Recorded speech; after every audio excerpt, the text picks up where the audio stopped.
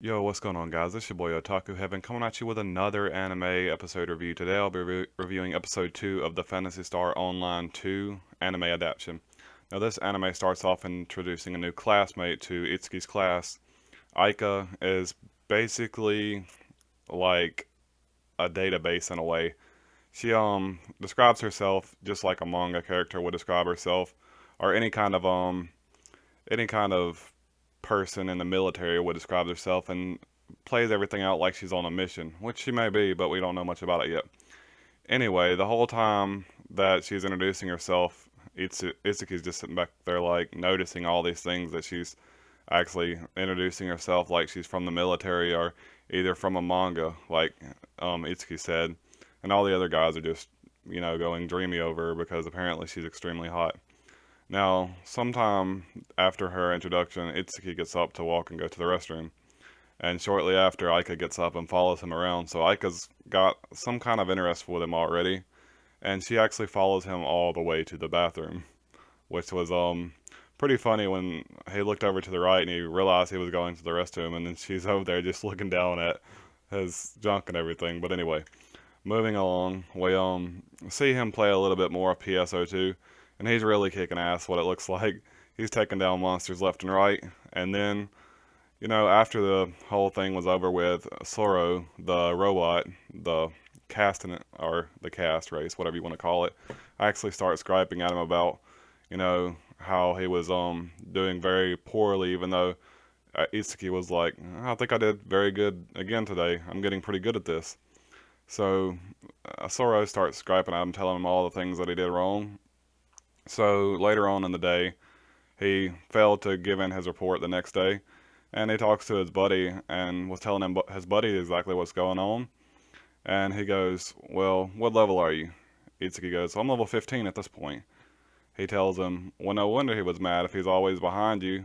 A character like you who hasn't built a high level defense yet is vulnerable if they don't have time to attack.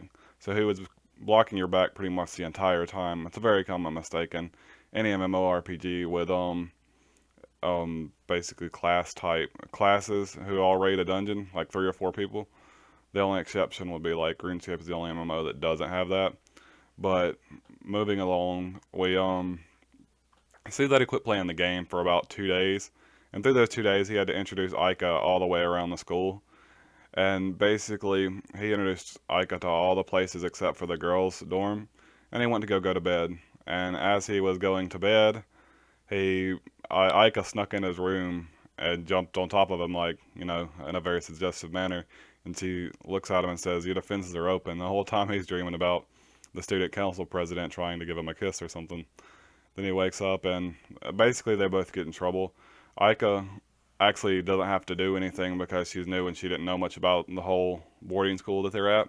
However, he had to write an actual apology letter, which isn't that bad of a deal. But anyway, we get back to the room and you see Ike, not Ike, the student council president playing on her PSP, and she's wondering if maybe she went too hard on Soro, and because Sora, maybe she was Sora, maybe she went too hard on Itsuki because Itsuki was still logging in every day, but he wasn't actually contacting her in any sort of way, so he was just playing by himself. Well, we get to see that sometime later she's struggling in the hard forest. She's doing really good according to the other players, but she's not as good as she's been doing, the rest of her career. But so something they realize something was wrong with her. Right near the end, she gets in a really bad situation and getting sucked into a portal with her gun laying across the room somewhere. And Itsuki pops in the room and saves her basically. And he comes in and says, well, he's sorry about what's going on. And she said, or Soro rather said that she was sorry for how hard she came down on him. And then he wound up turning in his report at the end of the episode. So before he actually wound up turning in that report, actually, he went to a concert with Soro where he actually, in game, Itsuki told Soro that, he found out that Soro was a very famous character and always a solo player, and that he would continue to call her Soro, or the castanet Soro, regardless of what she said. She's just like, do as you please. And then at the end of the episode, we got to find out exactly why he's doing all the things that he's doing. he's actually being assigned to the PSO team to show that a student can be actively involved in playing PSO2 on a frequent basis without losing any of their grades or falling behind in any aspects of curricular and extracurricular activities. So that's Itsuku's job as the vice president of the student council.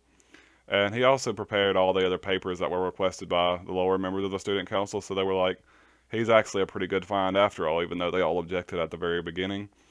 After all that happened, Aika was actually talking to the student council president and was like, well, I've cleared all these places. I've cleared this and this and that, which were very high level dungeons and stuff.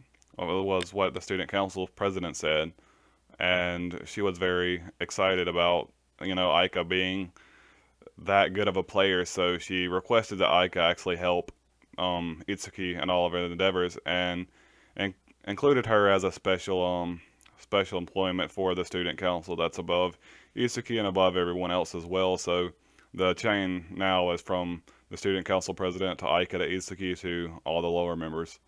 And the president was pretty happy about that. So that's where they left us off in this episode.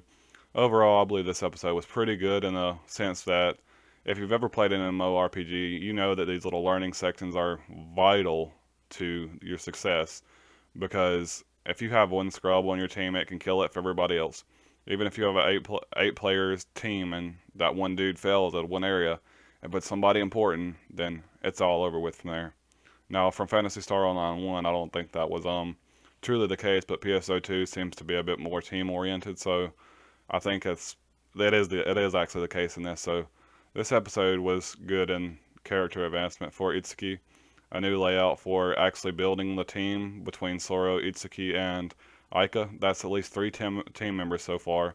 I'm not sure if PSO2 is a 4 team or an 8 team yet, but I think it was like only a 4 team on PSO1, so I'm not sure about how our playset Phantasy Star Universe, not PSO1. I don't know why I keep saying that. Phantasy Star Universe was the prequel to this, and I'm pretty sure it only had a 4-man team. But overall, this episode was pretty good. I'm gonna give it a 7 out of 10. But that's all, guys. Peace.